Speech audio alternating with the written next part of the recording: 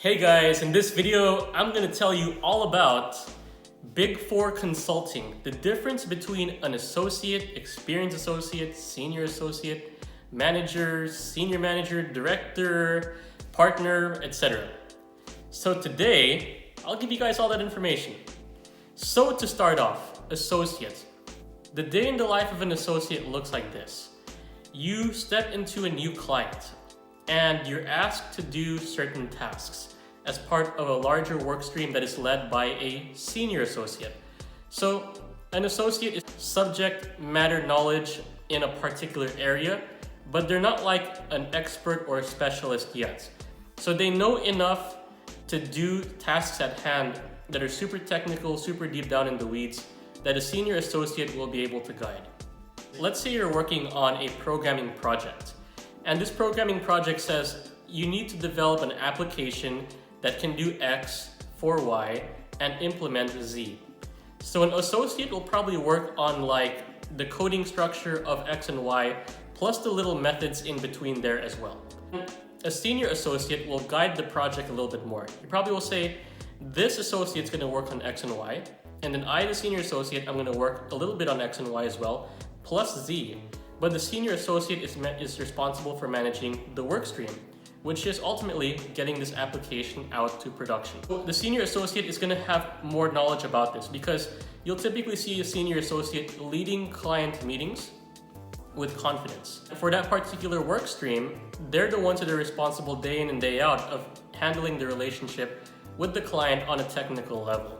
So they'll typically be talking to like the senior engineers at a client or an engineer at the client side, asking for specific things, formulating the questionnaires, conducting some interviews, and then that will be overseen by a manager. A manager will typically have a couple of work streams under one particular statement of work. And a manager is responsible for guiding the senior associate, which the senior associate is like a subject matter specialist who has the associates working under them, where the associates are like working on little parts to get that whole work stream together. The manager's job here is from the day of execution of a particular statement of work for a project. Like if the client says, deliver me an application with X, Y, and Z, and deliver me a risk assessment about what this application can and cannot do for the rest of the integration points in the project. The manager has these two work streams led by a senior associate for one work stream and probably another senior associate for another work stream. And all the while, they're supposed to be managing the risk as part of this project, ensuring the client relationship is good, checking on the budget, checking for, and just keeping an eye open for any opportunities to sell a little bit more work, because ultimately, the bottom line is getting more work. So this is where the director comes in. The director is going to look at the manager and the team and say, how's everything going, guys? Is everything going well? Hopefully everything is good and the director has nothing to worry about. But other than that, if there's something that needs to be escalated where the client's like, I'm not happy about this deliverable, this is where the director has to step in and then say, okay, what can we do to make this better? And then the manager will probably have his own side of the story, and then the client will have their own story, but ultimately the director's job is to make everything good with the relationship, because ultimately the director has to make sure these guys are on good terms so he can bill for that project and sell for future projects as well. Like, let's say you're pursuing an opportunity and you have currently a manager that's working on a project, but that project is failing. Will that client be more likely to buy a project from this director? Probably not. Like, if you're dissatisfied with the work that you're getting, you're probably not going to buy more work. So it's the director's job to try to make sure that everything across his client portfolio is looking good. And a director typically works on like 3 projects. So he has probably 3 managers under him doing 3 different work streams. 3 different SOWs, with which each SOW has like 3 different work streams under it, which there should be some senior associates under that to help lead those different work streams. And then your associates as well, all the way under that, helping make sure that all the project rolls up and is all good. And then at the very top of the director, that's sales-oriented guy, architect / person, you're gonna have your partner. And that partner's job is to ultimately sign off on the risk and maintain all the client relationships, as well as a pipeline of X millions of dollars.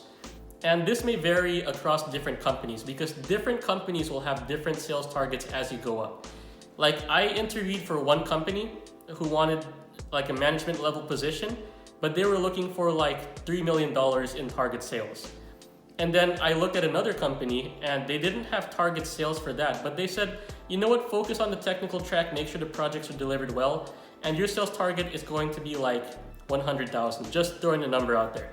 So these are different levels. Like as you go up, you're expected to sell more and more and more. So ultimately, the hardest job at the firm goes to director. And the reason is because the director is responsible for everything that rolls up under him, while even though the partner is taking the risk, the partner is relying on the directors to do a lot of the work and making sure the risk is good and that the client's happy and that the sales are coming in, so the partner can keep pushing for that pipeline of like X millions of dollars that they're trying to sell. So it's very interesting how all of this works, right? You have your associates at the bottom doing a lot of the work that's all technical, and then as you move up, you have the senior associate doing a little bit of leadership, plus a little bit of the architecture with which will be overseen by a manager, with which the manager should be the subject matter specialist in that product, as well as keeping an eye open for opportunities for the director to step in and say, hey, that's an opportunity, and hey, the risk is low, let's go in and do it. And ultimately the partner will sign off and say, yes, let's do it, and is there any other things that we can do to help that relationship at that client? So that's ultimately how everything goes together from associate to partner. Hope this helps you guys out, and if you have any more questions about this topic, please comment down below. Please like, subscribe, share, let me know what you think, and I hope to see you guys in the next video.